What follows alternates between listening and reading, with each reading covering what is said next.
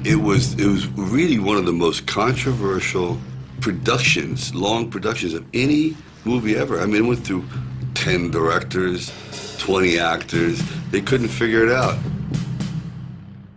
The man has to have heart. If he has heart, then you'll listen. If he's a savage, who cares?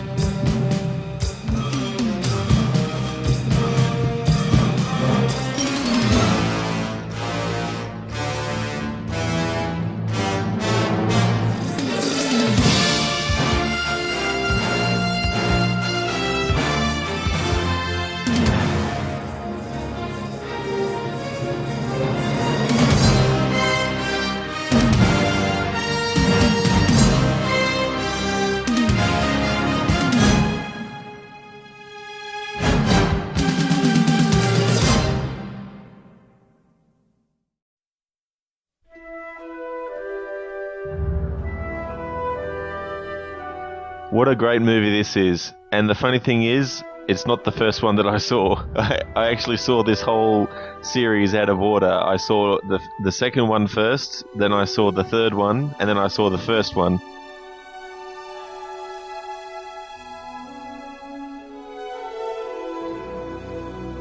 And there's a lot of differences between the novel and the movie. And the funny thing was, he wasn't a very sympathetic character. The way he was written was more sort of like he's damaged, he's unhinged, and really that whole thing about him, you know, basically being told by the sheriff to get out and all that sort of stuff, and how he's treated is sort of, you know, a lot different. You got someplace I can eat around here? There's a diner about 30 miles up the highway. Is there any law against me getting something here? Yeah, me. Why are you pushing me? What did you say? So why are you pushing me? I haven't done anything to you. First of all, you don't ask the questions around here. I do. You understand? Secondly, we don't want guys like you in this town. Drifters. First thing you know, we got a whole bunch of guys like you in this town. That's why.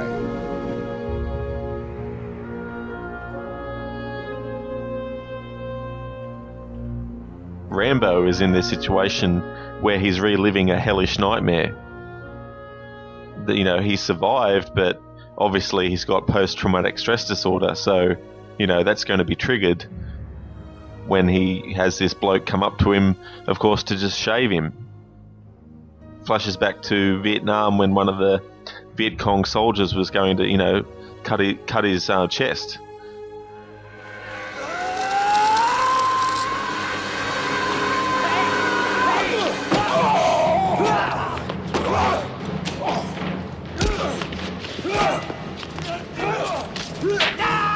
You son of a bitch! Come on!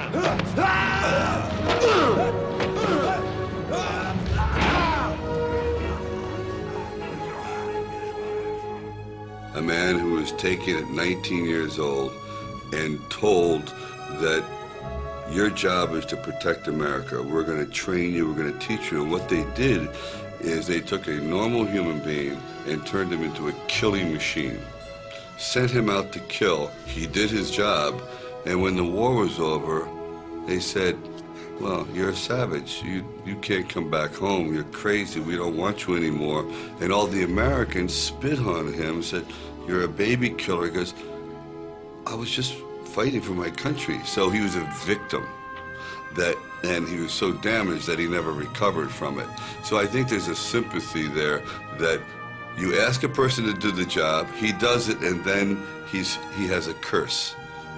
And he never got over that, especially in the last one. He had to sort of learn to ignore pain and other sensations that we feel as humans and sort of try to become like a killing machine. And the funny thing is, like, all the characters are sort of made to be unlikable in a lot of ways. to get the audience to root for Rambo. By this point, he had done Rocky and Rocky 2. So 81, I think Rocky 3 was the following year. So of course audiences were used to him playing the underdog character, and so when it came time to do Rambo, it was sort of like, well, let's not go with how it was in the novel, and let's sort of make him a more heroic sort of character. Do what I can. Listen, Will, you sure picked one hell of a guy to mess around with. This came over the teletype a few minutes ago. John Rambo is a Vietnam vet. He's a Green Beret, Congressional Medal of Honor. Guy's a war hero. Jesus, that freak? I knew there was something about that guy. Some people might not know this, but Kirk Douglas was actually originally cast as Colonel Troutman. From the behind the scenes I've watched, it seems as if Kirk Douglas was sort of trying to change things so that he was actually getting more screen time than Rambo, and actually turn Troutman into the main character. And of course, that's not the direction they wanted to go in, and luckily he sort of went his their separate ways. And Richard Crenna was like a last-minute casting. And to go off on a little tangent, it's amazing how many roles in movies have been cast with actors at the last minute, and they turn out to be such, iconic choices. Whatever possessed God in heaven to make a man like Rambo? God didn't make Rambo. I made him. Who the hell are you? Sam Troutman. Colonel Samuel Troutman. Look, we're a little busy this morning, Colonel. What can I do for you? I've come to get my boy. Your boy? I recruited him. I trained him. I commanded him in Vietnam for 3 years. I'd say that makes him mine. I got a call from my agent. It was late on a Saturday afternoon. The good part is they want you to play Colonel Troutman. That's the good part. The second part, they want you to start Monday. Richard arrived during the day. He flew up from Los Angeles. That night he was shooting. And he said, Ted, I don't know what I'm doing. I don't know where this character is going. You got to just feed me line by line and tell me what I'm doing in this picture. Are you telling me that 200 men against your boy is a no-win situation for us? You send that many, don't forget one thing. What? A good supply of body bags. Looking back on the first three, especially with Richard Crenna, because unfortunately he passed away before they actually filmed the fourth Rambo. In the first one, he's sort of like the mentor from the past who's come back into Rambo's life as a result of what's happened. And then in the second one, it's sort of like he's hiring Rambo in a way, in a sense, to go and do this mission. And in the third, it's really playing up the friendship angle. And I think he also had great chemistry with Stallone as well, and I think that really helps too. It's over, Johnny. It's over! Nothing is over! Nothing! You just don't turn it off! It wasn't my war! You asked me, I didn't ask you! And I did what I had to do to win, but somebody wouldn't let us win! Then I come back to the world, and I see all those maggots at the airport, protesting me, spitting, calling me baby killer and all kinds of vile crap! Some people might think, oh, it's an old movie, it's an old action, and they might find some bits boring or the pacing is too slow, but I just can't see it that way. I really like the first one, and if they tried to remake it, they couldn't do it the same. It was one of those movies where it was because of the time it was made, and whenever I watch the movie, I feel like I'm being transported back to 1982.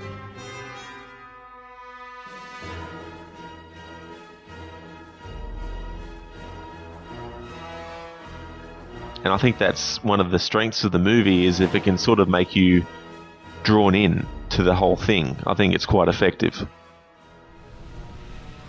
It's not going away anymore, and I can't control it, Colonel.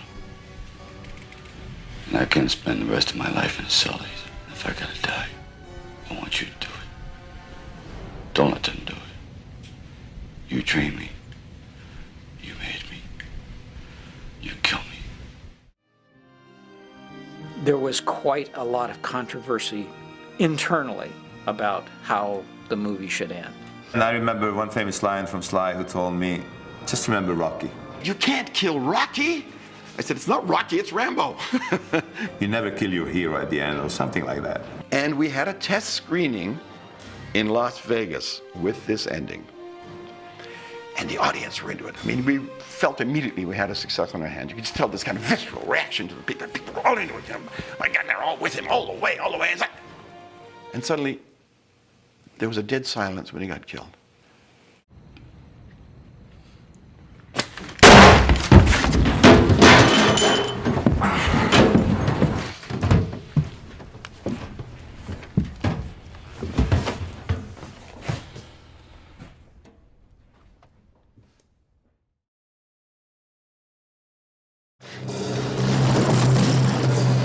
Joined Army 6 June 69. Accepted Special Forces. Helicopter and language qualified.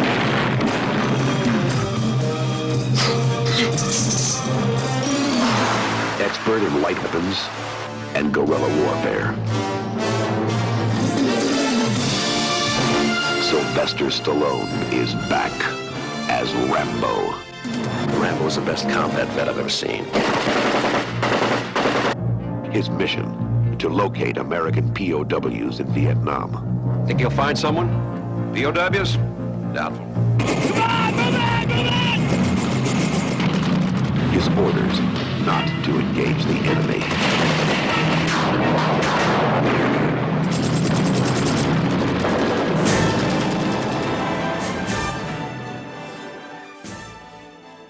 A sequel to one of, the best action movies ever made, and Sylvester Stallone. And of course, by 85, he had done Rocky 3, so there was another Rocky movie under his belt, and so he was still soaring. There will be no Rhinestone 2. Come on now, Sorry. Oh, come on. I was probably about, 7 years old, but the version I watched wasn't some, television version that had stuff edited out. It was actually the proper R-rated cut.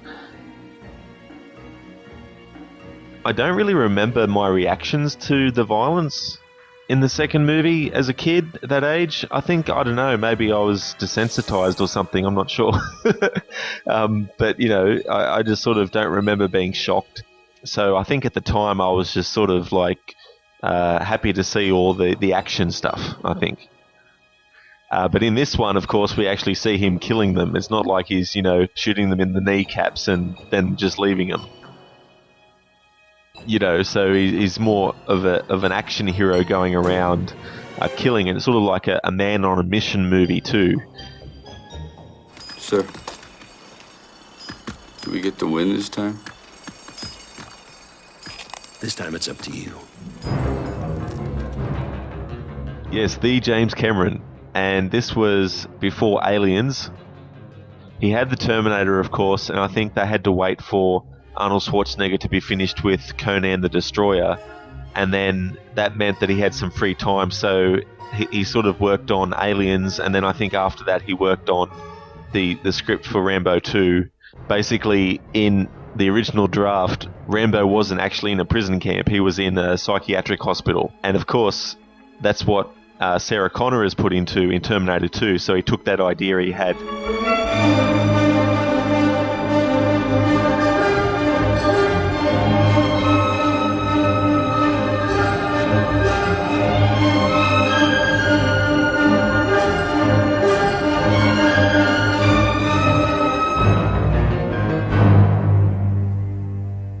The original has a lot more drama about it than the sequels do, but Rambo 2 definitely is sort of like the gung-ho action sequel, and this of course inspired, I think, the Missing in Action movies.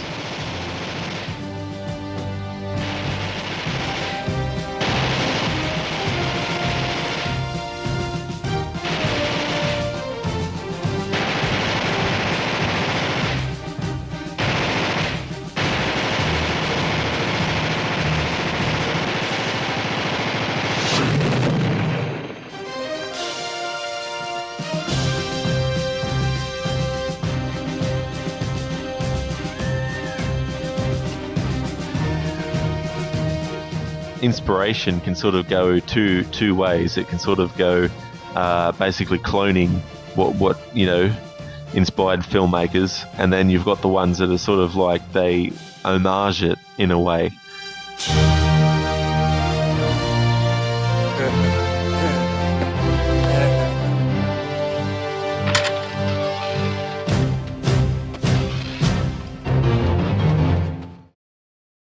He never draws first blood. He only fights back. The first time was for himself. The second time was for his country. This time, Rambo, something went wrong. it's for his friend.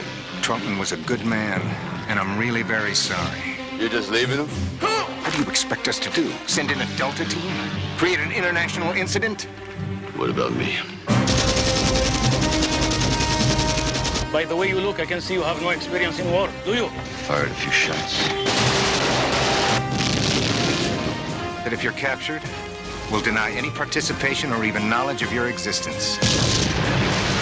Sounds familiar.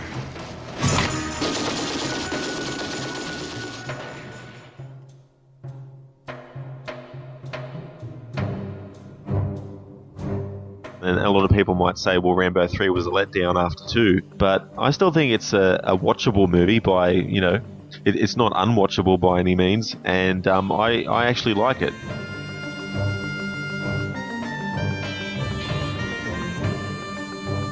It's not the movie's fault. They couldn't predict the future, but the whole, Taliban and all that sort of stuff, it dates the movie a bit, but it also sort of makes it a bit awkward. John, I'd like you to take a look at some of these photos.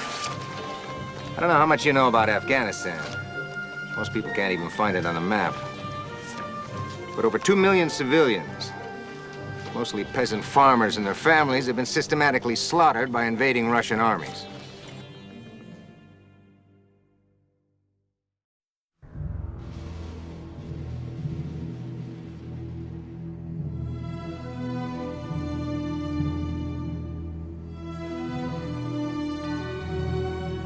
One of my favorite aspects is probably the stealth scenes, which is in the caves this time, in the third. In the second one, it was sort of out in the jungle. So I like those elements, and I like his performance. And what I also like is, in the second one, of course, it's like, yeah, can you go on this mission? And Rambo thinks for a couple of seconds, and then he just says, yep. Whereas in the third one, we got this mission, we want you to come with us, and he's like, no. But at the back of your mind, you're thinking, something's going to happen. Rambo's going to get involved. And sure enough, Troutman gets captured, and then Rambo's like, can you get me in? I like how it didn't just straight away go, yep, Rambo says yes, and jump in the mission and let's go. When are you going to come full circle? What are you talking about? You said that your war is over. Now, maybe the one out there is, but not the one inside you. I know the reasons you're here, John, but it doesn't work that way.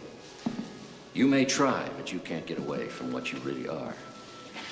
What do you think I am? A full-blooded combat soldier. Not anymore. I don't want it. That's too bad, because you're stuck with it.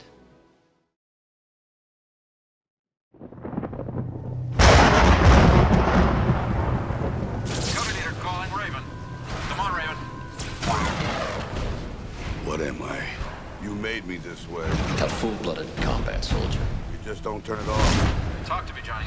You just don't turn it off! It's over! Nothing is over! When are you going to come full circle? I know the reasons you're here, John. Aren't you curious to see how things might have changed back home? You've done enough damage. You're always going to be tearing away at yourself until you come to terms with what you are. Until you come full circle. So you're just gonna stay here forever? John! John Rambo!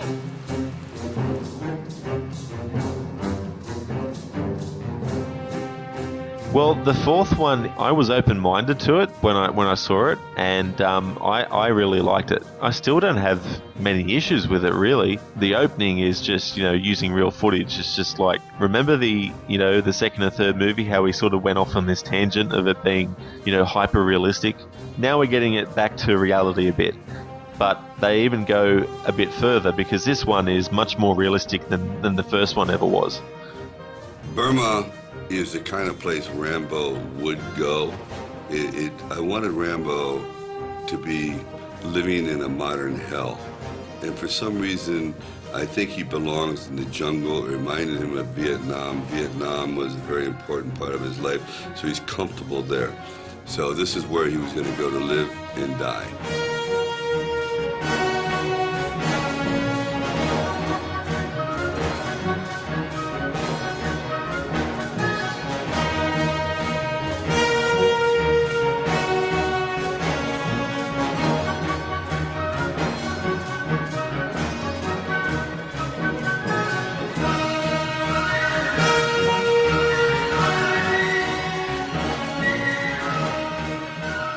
A changed character because he seems to be more world weary. Things are just the way they are. I think he's come to terms with the fact that, that's just what it is. The world's an ugly place and wars happen and people die and get killed, and I've done what I can, and I did what I did, and I've got no sort of reason to get dragged into conflicts. And there isn't one of us that doesn't want to be someplace else. But this is what we do, who we are. Live for nothing, or die for something.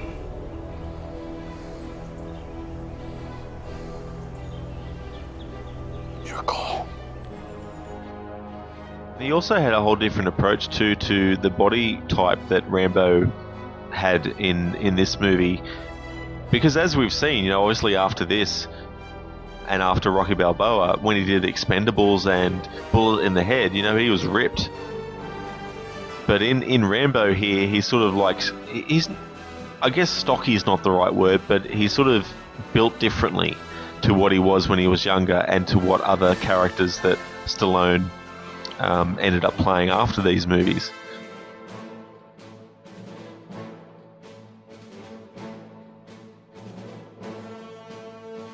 And I think that sort of adds a different, like a sort of sense of realism too, because he is older now, so it would make sense for the character, because he's not like some character who goes to the gym every day and has protein shakes and Rambo in this movie has almost learned how to speak English. He doesn't speak English. He hasn't spoken in years. He lives in Thailand, so he speaks Thai, speaks Burmese, and he doesn't like people. He hates the world. He hates himself. He says his whole life has been a waste. And when he sees the girl, actually he doesn't even like the missionaries. He thinks they're fools. He doesn't believe in God. But the girl, touches something. There's an innocence and a naivete that just brings out that man in him to want to protect. He's come home finally, because in the first movie, of course, he's in the US, but in the second movie, he's taken into a different country, and of course, he decides to move to Thailand, live in Thailand in 3. In all through the years since then, and up until the end of Rambo, he's been in another country. So he finally comes back home to his birthplace.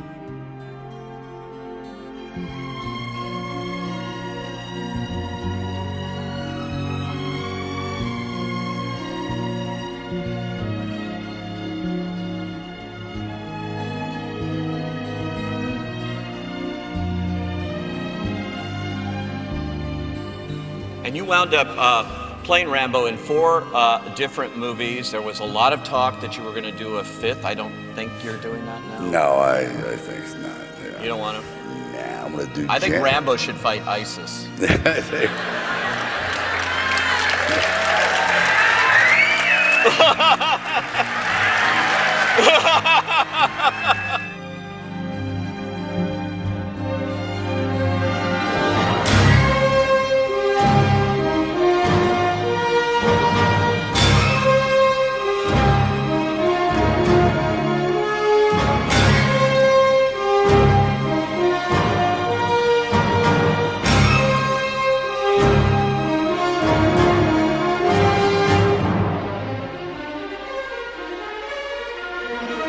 Bye.